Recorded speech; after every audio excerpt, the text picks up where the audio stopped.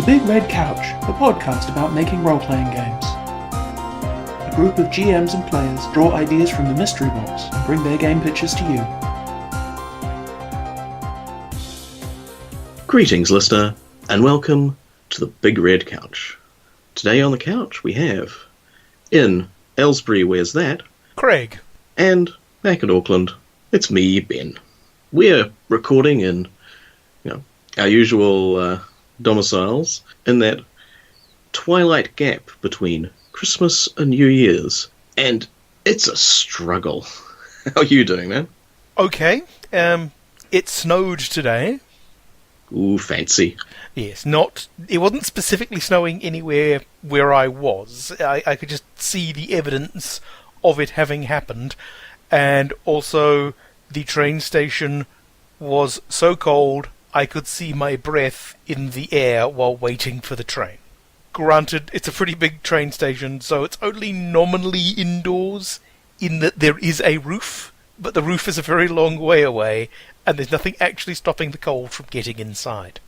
As I understand it, cold is the least of your worries at the current point. It occasionally has been mercifully a temperature that isn't just muggy, which has been nice. But yes, it is more summery on the side of the world, and the usual sticky, unpleasant Auckland weather, we are getting lots of that. I would suggest Perth as an option.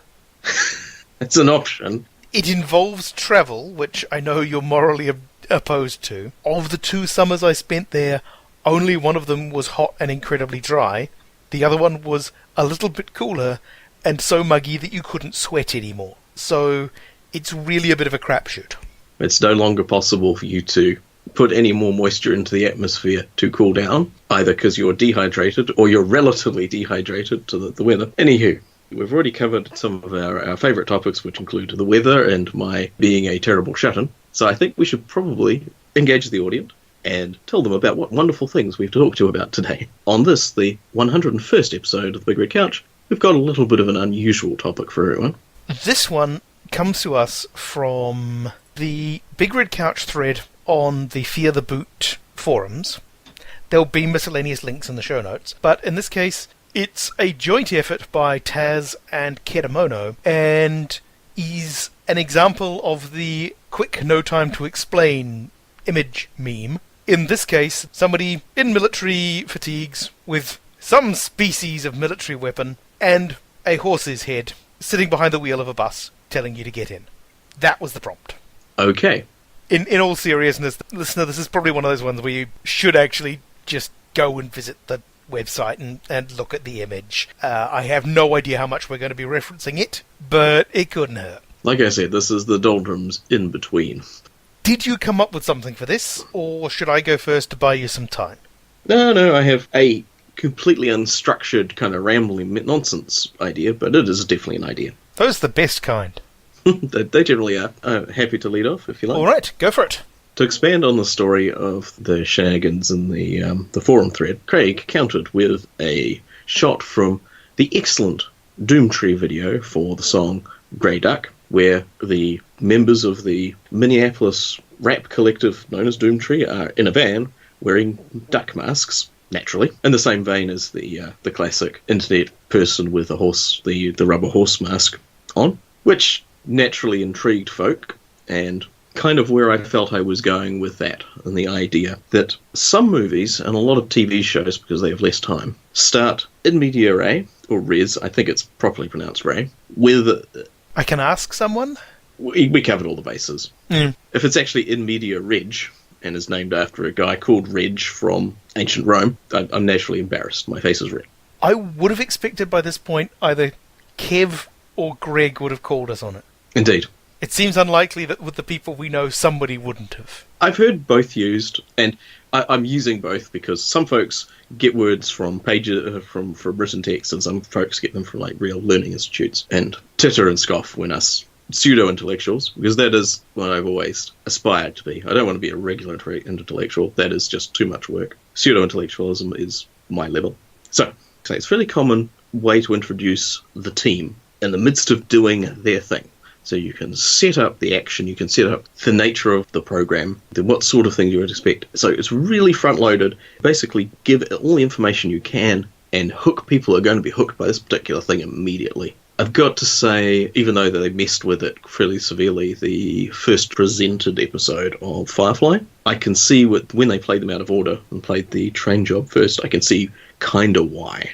There is something to be said for not doing the long introduction, but instead just dumping the audience right in it. I mean, my favourite opening of the Stargate family of shows, and one of my favourite openings of a sci-fi TV show of all time, is the opening for Stargate Universe, which I liked, but I do not feel was a good show. I was genuinely amazed they got a second season. I was mildly surprised I got a second half of the first season, but the opening was just stone cold brilliant, because it's done completely in media res, or in media ray. You as the audience have no sodding idea what's going on, which puts you on more or less the same peg as the characters. It's been a long time. I didn't enjoy the presentation, largely because they had the English character actor in for the crusty scientist. Robert Carlyle? Yes, and anything with Robert Carlyle, it's just got an extra bit of, a little bit more oomph, and he was playing it utter dick. Oh, yeah. And doing a good job of it. And basically playing Big B in space. Toned down a little bit less psychopathic, but yeah. Yes, from the character from Trainspotting, whose function of the entire story is actually wrapped up in the trailer, where he hurls a beer glass over his shoulder into a crowd just for something to do. So, like I say, lots of, especially TV shows, they are going for broad appeal and possibly explaining what the fuck is going on to television executives as soon as they can. Set up the characters, set up the situation, set up what people should expect going forward. Which is a non-trivial task and admirable, but I feel is actually really well suited to role-playing games. Because while a more intense artistic thing you might take one character and explore their journey to the place where they are now, in a role-playing setting, unless there is some deep investment and engagement from the rest of the party, they are just going to be on their phones or asleep. Okay. So the notion is that, and this also takes from recent experiences I've had, which I hope to write up shortly in the form of a semi-review with the game Questlandia. Part of the thesis of what I'm hoping to present is that game gives you some odd constraints that you don't normally get within role-playing games, or at least they're not spoken, and you get to consider how they will affect your choices and how you affect the game that you're hoping to play, and you actually make conscious choices about them, which allows you to think a bit more generally about role-playing games, which I think is awesome. It's a bit of mental calisthenics, I think, that should definitely be engaged in, because to varying degrees, and sometimes to degrees people are able to build small role-playing game empires on, people come into games with a lot of unquestioned assumptions and things that are built in. Sometimes that's really convenient. Sometimes it means that it's easy to ensure everyone's on the same page. Everyone knows what a druid is. Everyone knows what an elf is or something like that. But it also means that those unconscious constraints mean that you're either working in a environment where everyone knows the rules and they all agree, except when they don't, everything falls apart hideously, or no one leaves the bubble. The bubble is sacrosanct, and folks play in that kind of mental bubble sometimes for decades, and are quite happy. But, occasionally leaving the bubble to see what's going on, probably not the worst thing. So, in that vein, what I hope to build out of this was the idea that you are literally building the first 12 and a half minutes of a TV show, something like Leverage. I think they did a pretty high-impact opening to that thing. They did. There might have been a section first setting up the Mastermind character and his Robin Hood complex, but when they started to introduce the actual cast, they got pretty active. I do remember them being introduced more or less on the job. They also did a very nice episode where they got caught in the middle of a bank robbery. And so, by this stage, you know what they all look like, you know what their jobs are, you just have no idea why they're there. And they were all, one of them was one of the robbers, one of them was one of the hostages, and they'd basically inserted themselves into that situation. None of them were robbers. Okay. They're doing something in a bank, and then the bank gets robbed by somebody else. Nice. That would be an interesting take on it. But basically the game portion of this would be taking various parts of a production process. How I break this down, and I'm pretty sure you can't break this down without mortally offending people actually involved in the production of film or television, because it's a very layman's kind of appreciation of what the outcomes are. But the idea would be to say, whoever controls the writing probably has the most final influence over the genre of the presentation, and whoever is producing the music probably has the most final influence over the mood. The director would have the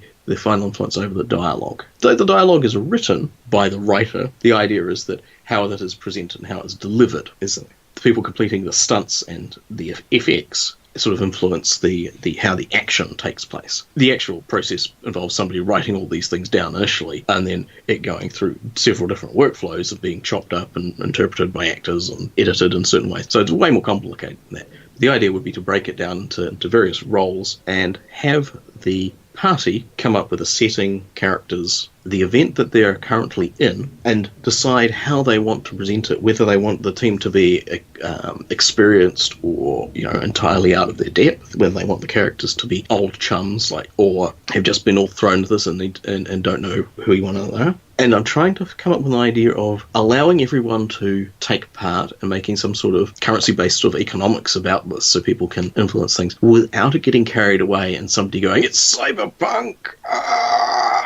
And everyone's going, "What are you talking about?" Yeah.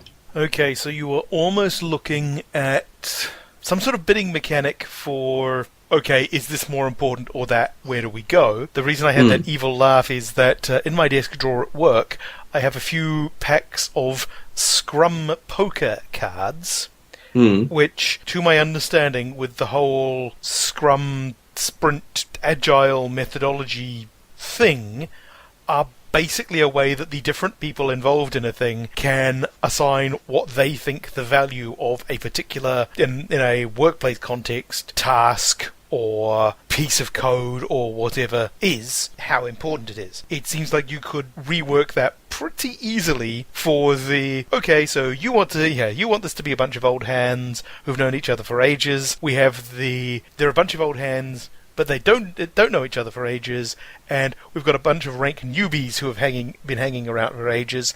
Okay, cards on the table, quite literally. To a degree.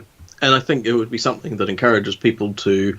The role should be assigned, so everyone will get a chance to lead something, but it'd probably be more economically sensible to influence someone else's idea to a degree, not entirely, rather than try and override one thing completely. So a lot of influence spread thinly would be more effective than just trying to steer one thing. And I suspect the best way to get a constructive outcome is you need to have an idea, and you need to say, and adding to someone's current idea is the more effective way of doing it. Right, so you don't end up with stuff being roadblocked. And that's something that Questlandia does really well. You give people ownership of certain aspects, and you give people the opportunity to enhance and grow stuff out. Very improv, I understand, very sort of yes-andy kind of stuff. But the idea would be to have a range of characters that people could choose from if they wanted to play a game in the situation. And to loop back to the suddenly we're in the middle of the action idea, plus the Doomtree video, is that ultimately the kind of games that get played as role-playing games and the kind of things that get produced from those sorts of settings is that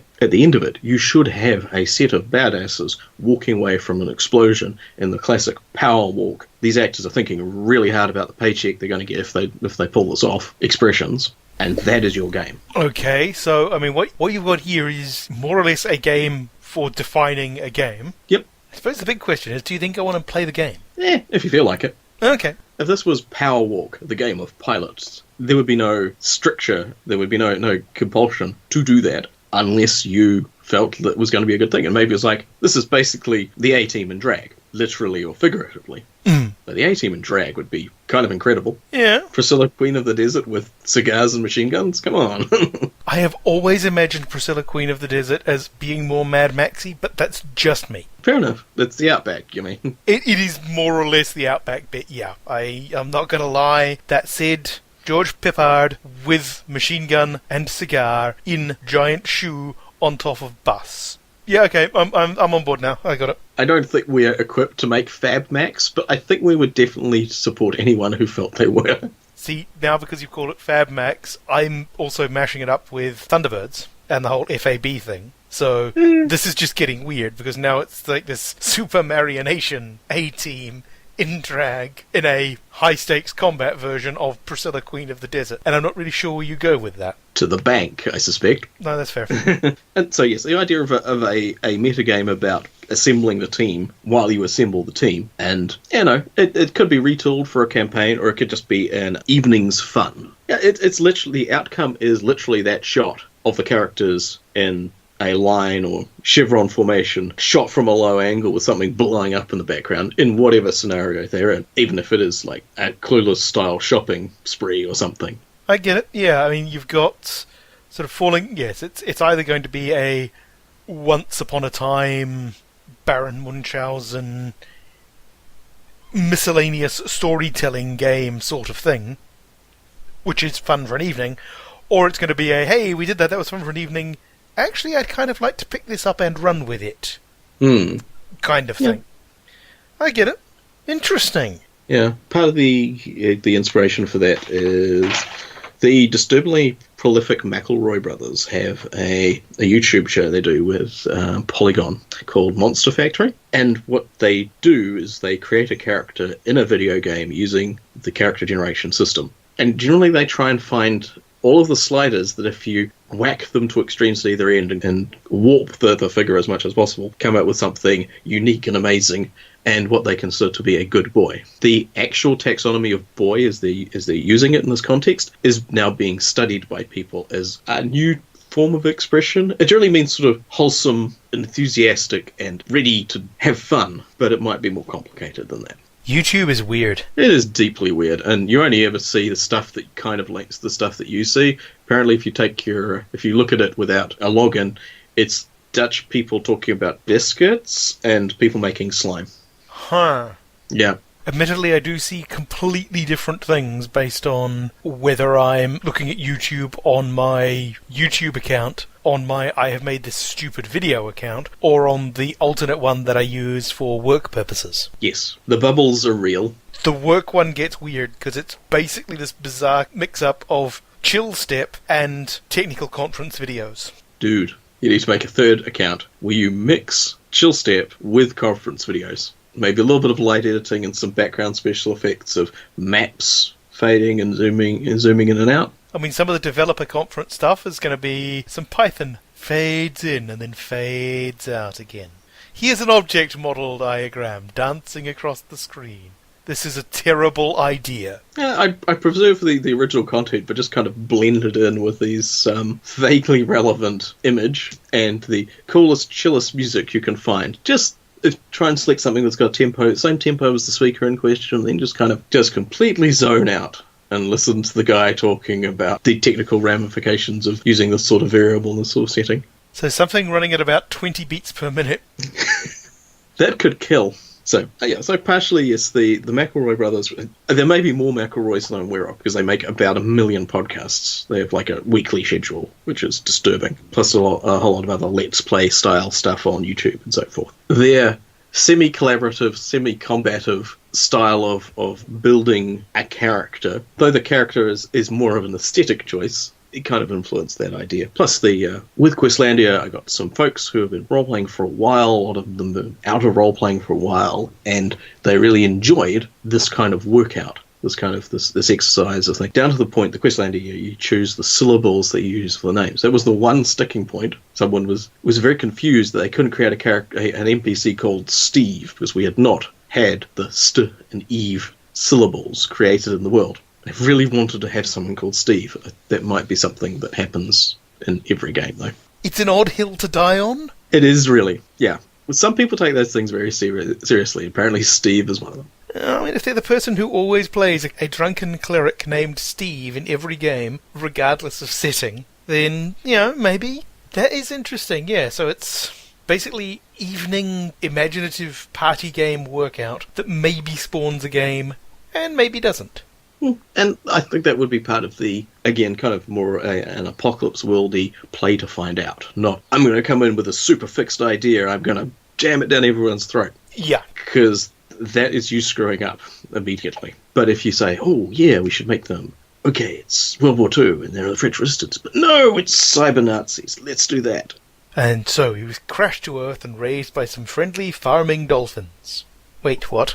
I think that the real challenge would be to blend in the characters and create a degree of ownership, but not sort of like, right, I am playing the barbarian level of stuckedness. Nice. I mean, it puts me in mind of... There was a thing that was suggested many, many episodes back now by former Coucheteer Tonya with a film noir type of game that there were actually some playtests of, and what we found was that if you went into it with a very open mind of we're just going to follow this and see where it ends up, it worked quite well.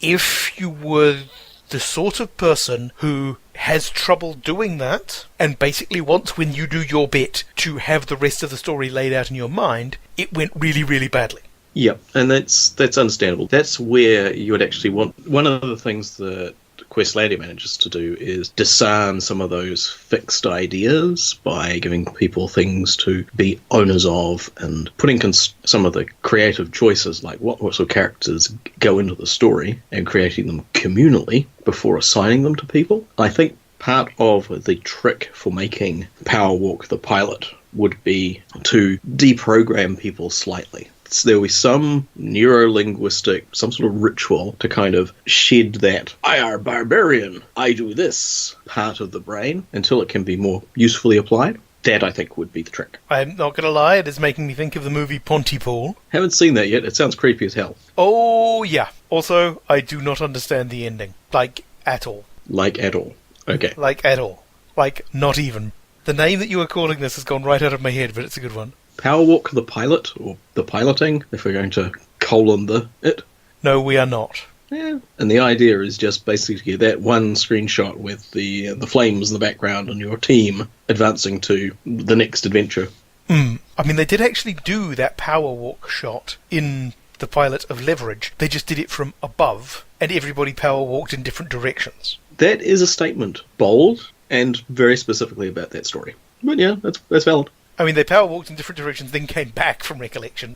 Yeah, I like it. Thank you. Suppose I should do mine now then, I guess. Yeah. I went in a completely different direction with it. Because you concentrated very hard on the there's no time to explain meme in media res sort of thing. Mm-hmm. I concentrated almost completely on the fact that it's somebody with an animal head.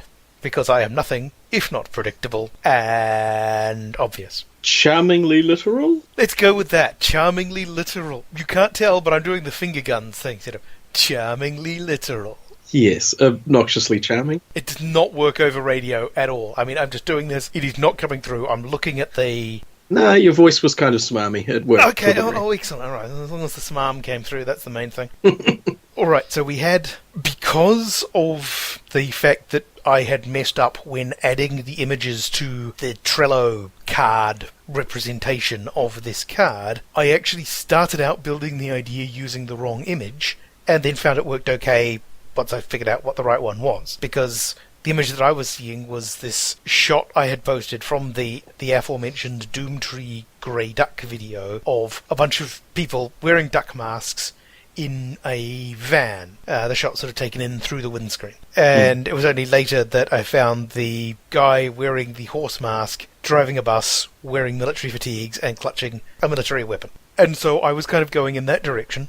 And it put me in mind of something that we had a punt at back in the high 40s of episode numbers, and then kind of set aside because we got some guests and found that they were way more interesting. Shocking. Yeah, people who aren't on this show are more interesting than the people who are on it. Come on, audience, you could at least try to sound surprised. Work with me here. So, in that case, the idea had been based on this fridge magnet that I'd brought back from a tourist-type trip to London of one of the ravens from the Tower of London dressed as one of the Tower of London guard, yeoman warders, I think. They're not beef eaters, but they've got a similar sort of wacky Elizabethan costume. Wacky Elizabethan costume, but yeah, the beef eaters have got the really big hats. I think the guard of the Tower of London, there is a specific term, but I'm blanking on it, are a different unit, a different operation. But in any case, I sort of remembered that, looked at the picture of, well, a horse-headed person driving bus, doing the there's no time to explain, looked at the picture of the duck-headed people, and started to think of a urban fantasy setting. It's not quite a low magic urban fantasy setting, Mm. but it's a setting where there's probably nobody who can wave a wand and cast a spell. Any actual magic is going to be ritualistic, long-winded, expensive, probably a bit dangerous. At least risky in terms of resources and time. Indeed. But what there is a wide variety of fantasy races. And I like the idea that there is different approaches to these various fantasy races. And I particularly like the idea that most of the time these people just look like regular people. I'm referring to imagery a lot here, so frankly, people are probably going to have to look at a couple of images, maybe watch a music video. My apologies. The idea that you've got a bunch of people who are waiting by the side of a road for a pickup or something, a relatively innocuous situation, and then this horrible old beater of a bus turns up, the door opens, there's somebody who, it turns out, is some sort of horse creature, but is somebody they recognise, possibly because they can just read the name tag on the uniform, saying, there's no time to explain, get in, because up until that moment, they had no idea that that guy was a horse. Or of the horse clan, or something like that. Yeah, however it works. So what I'm imagining is a setting where there are a few different ways that you can end up as a critter. I kind of like the idea that the ravens of the Tower of London, the guards, are ravens, but it's possibly a magically imbued thing, and that possibly the reason that they wander around in this frankly archaic uniform is that that's the sort of uniform that they wore when they were in the Queen's service or the King's service back before they became a raven, because they've all been around a really long time. A certain amount of tradition to it. Right. Or it's a contingency, or maybe it just fits raven humans better. Or maybe, possibly it's just, well, this is the design that somebody came up with that fits a 9-foot-tall anthropomorphic raven. That's just how it worked. I could go either way on whether the whole animal person thing is incredibly common out in the general populace, or whether this is going to be a bit like any Shadowrun game ever, where the demographics of the party is in no way reflective of the demographics of broader society. It doesn't really matter too much either way. Well, if that's the interesting part, I mean, the broad demographics of a vampire or werewolf game isn't reflected in the party, but that's part of the interesting part of it, obviously. You're focusing on the interesting bit.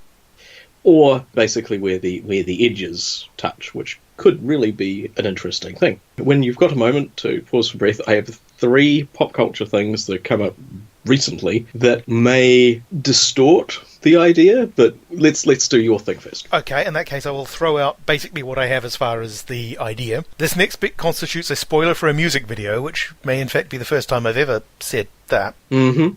So, if you want to go and watch the Doomtree Grey Duck music video, there'll be a link in the show notes. I'll wait here for you to come back. Okay, so now you've watched it. The shtick of the video is basically a van driving around, picking up the various members of the band. They all put on their duck masks. This is interspersed with a shot of a security guard on a Segway who is just driving around some sort of facility, mostly in the car park. At the end of the video, they get there is a standoff. There is a slightly strange dance-off, and then they chuck him one of the duck masks and proceed into the facility. So what I'm taking from that is, he's clearly their inside man. And because the duck masks thing is kind of fun, you can link that in with the whole Selkie and Selkie's skin of various bits of mythology, that, a Selkie is a seal. But when they take their coat off, they become a person, but the coat still hangs around. What if it's the same for whatever sort of anthropomorphic duck critter these guys are, that the reason they turn up and then chuck him the duck mask is that's his actual duck skin. That's the plumage, that's what enables him to transform, because they're all part of the same flock. I did go looking for mythology concerning ducks, and to be honest, didn't find a lot that was much use, other than ducks generally being the butt of jokes, usually at the receiving end of Coyote's tricks, though there is a certain amount of stuff in there to do with ducks being all about stability and members of the community and not going outside of their place in things. Which kind of makes sense if you've got some sort of criminal fraternity made up of ducks. You can all trust each other because you're ducks. I'm racking up things that I want to inject, but the Alan Moore, the song about malicious ducks. March of the Sinister Ducks? Master of the Sinister Ducks, yeah. That I will just throw out there. But yep, no, fair enough.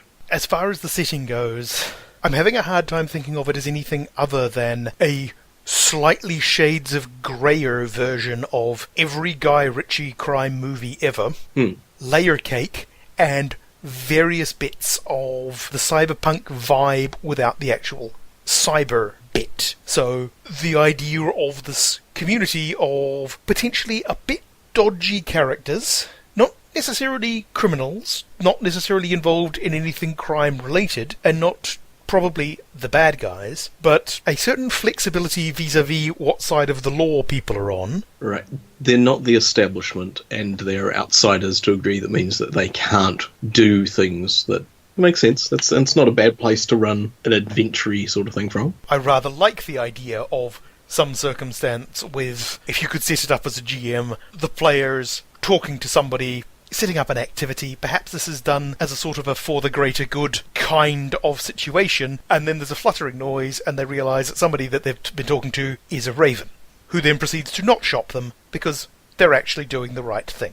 That sort of shades of grey situation. You could probably do worse than looking at certain bits of the Kerberos Club setting for the idea of a bunch of characters who are quite dodgy, and some of whom are actual villains, but they are still loyal parts of the Empire, even if their definition of what that might mean varies. And that is more or less the setting. So it's not quite a low magic setting, because I kind of imagine that you've got people who can go all the way from being physically indistinguishable from a normal person to, I have turned into a duck and flown away. Right. Okay. All right. So no, I get the idea. The things that were tripping me up and have got various degrees of relevancy. I'll work backwards to that. People with animal heads will probably make many people think of BoJack Horseman. The relationship between the characteristics of the character and their apparent animal nature varies a fair amount, but no one comments on it, I think, is the specific thing. It's almost, this is just the way the character is drawn. Okay. There are vaguely incomprehensible moments where somebody startles a group of people who have parrot heads, and they flap their arms and fly away. There is a whole section of an undersea city and so forth. But there is occasional things where they call it out. But mostly it's just that if Princess Caroline leaves a car while it's still moving, she tumbles and lands on all 4 feet, though normally she is bipedal. It's little things like that. So little personality traits and quirks. So you could have had the characters be human with with majority of these traits, and it would have just been, that's a bit odd.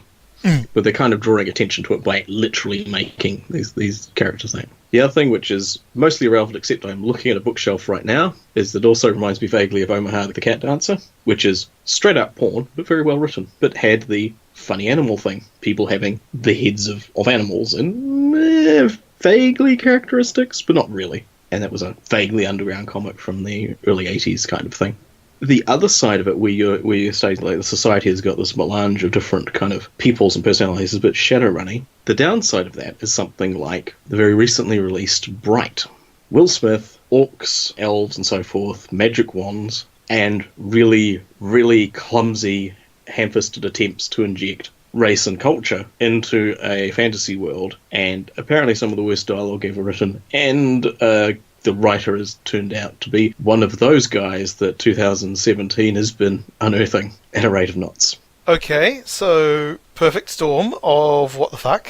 Yep, literally, it's just... I have not yet started my carefully planned abuse of the Netflix free trial period so that I can watch the second season of Stranger Things and Bright, so it's worth knowing not to get my hopes up. It's apparently, it has many good aspects, including the makeup, the presentation. Some of it could have been really interesting. It could have just been a straight cop show with some analogies or some references or something like that. But a few things happened.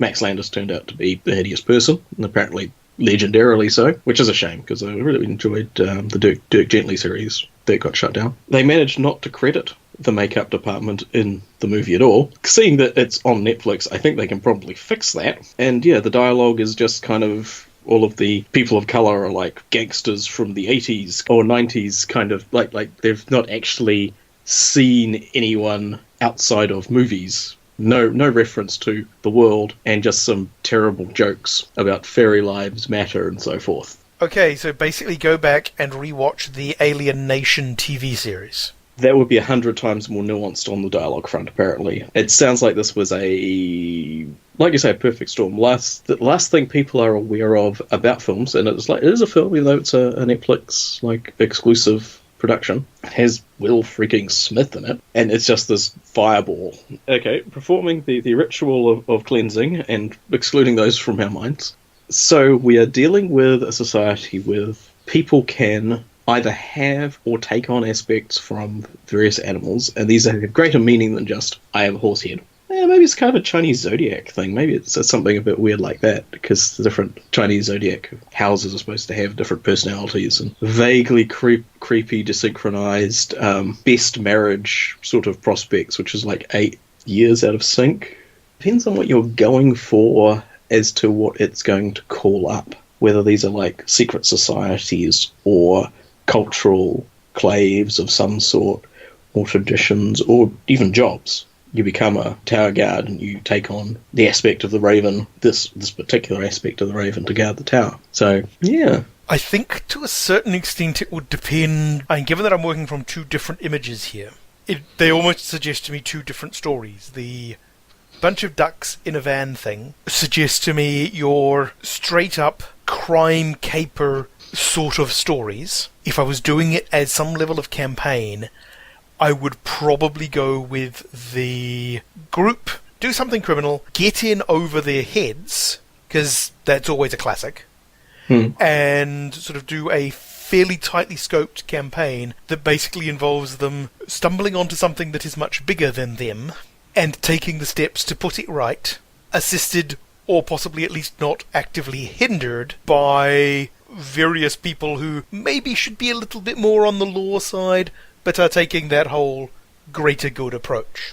For the horse guy behind the wheel of a bus, that one suggests a flat-out, and indeed you can jump back to the in media res bit of something has gone horrendously wrong, and basically your mate Dave, who you had no idea was a horse, has turned up in this bus somehow, wearing a military uniform. You had no idea he had been in the military, maybe he hasn't, carrying some fairly heavy firepower you had no idea that he owned. Oh, and he's a horse, and there's a really big problem, and he's telling you to get in. So that one I think is the shit is about to hit the fan, and your mate Dave is trying to get you out slightly before it does. Now read on.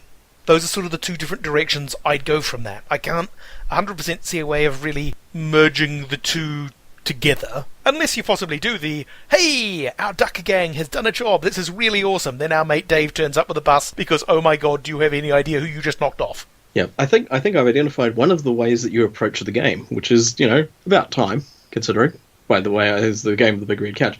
I kind of get the impression you imagine yourself sitting at a convention, smiling that slightly creepy fixed smile that you have underneath the statement or the image, and you want to be able to say, look, we're doing this is the game, and people to play a game that you run and go, yes, that encapsulates, or that was definitely involved in the game that we both played, and hopefully everyone coming away from that and having a happy experience. I just kind of shuffle the thing into the card index of crap I have seen from popular culture lately, and allow it to just kind of riffle backwards and forwards and see what comes up. And I'm not judging that as being an imperfection, just figuring that out. That's fair. That you either do that or you just sort of use it as a stepping stone to, well, wherever you wind up. Yeah, cool. Yes, those I was imagining as scenes from a game. I mean, system-wise, you'd want to go with something that's reasonably relaxed about people changing shape. I mean, Fate is a pretty well-trodden road at this point. I did unconsciously use the phrase aspect earlier, but I don't think that was totally out of bounds. If you were going with a science fictional approach to it, then Eclipse Phase, Transhumanity's Fate edition would probably be a good way of going, but then at that point, rather than, and I magically transform into a horse or a duck or a raven, it's, okay, I'll just download myself into a different body. Not really the same thing, and not as much fun, I feel. I think you're conflating the mechanic with the process in the game a bit too closely. That's true. I mean, you could just play TMNT. Granted. And some characters with bizarrely turtles would be the toughest and most undefeatable. That and weasels. would just have, astonishing stats, and despite, other creatures being much bigger and or faster. Inexplicably tough, yes. Inexplicably tough. Well, no, not they are the bloody franchise, of course they were tough. Okay, that one needs more exploration, I think, because, like I say, you want to figure out how the atavism is probably the wrong word, because suddenly we're back to, like, the uplift saga and so forth, but the animalistic nature, or the aspect of the creature that you're taking on, and like I said, it could be literally your job. It might be a very serious commitment, but yes, you might be taking on the aspect of something to do a role or to fulfill a particular thing. Or it might be a legacy or part of your culture or heritage. I would probably go with a mixture of all of them, just depending. So I like the idea that, going back to the Tower Ravens, that's a part of the job. But maybe it's the sort of thing that, once that's your job, it's literally a job for life, shall we say. One of the obvious parallels is from the Girl Genius comic and the Jaeger monsters. Because being a Jaeger monster is very much a job for life. I don't recall what the process was of being a Jaeger monster, apart from hats. It is mentioned that there is the Jaeger draft, that you drink it, and if it doesn't kill you, you become a Jaeger monster. Mostly it just kills you.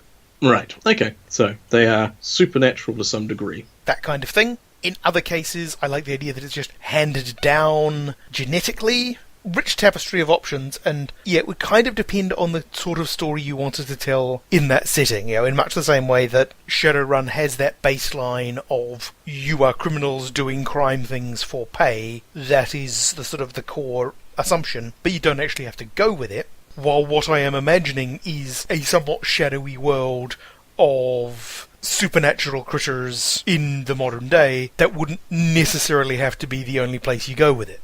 Actually, speaking of funny animal people, another thing that I can see from the bookcase, staring directly at my bookcase of graphic novels is probably going to influence recordings we make from my plush studio in the suburbs. But the story's Black Sad. It's a Euro comic, very well drawn. Everyone's funny animals. There's one with a winter theme where there's a bunch of Arctic coat supremacists, you might say. Right. Anywho, if I was ever to run a game that's nominally furry, neither of the titles I mentioned, either Omaha or Black Sad, there is a specific world of furry, and these things are adjacent, but only as, say, adjacent as the Disney Robin Hood or things like that. They probably have influenced and are influenced by, that probably not Disney one, that probably started the whole thing. Curse you, Disney! But if I was to do anything in that sort of realm, the explanation for why these things happened is that you're working in a world where genetic manipulation has become quite advanced. And like in Transmetropolitan, you could buy traits to change yourself into your physical form into that of a anthropomorphic animal. And judging from the internet today, that would have a degree of popularity. People would pay for that. It's probably a hell of a lot less uncomfortable than a fursuit. People spend thousands of dollars on those things. They're very dedicated. That is true. So if you could get it done with a potion, or the scientific equivalent of, that would sell. Unfortunately, if you had that level of genetic science running around, it could be very possible for some ne'er-do-well to attempt to create a racially specific disease or something as some sort of bioterrorism thing.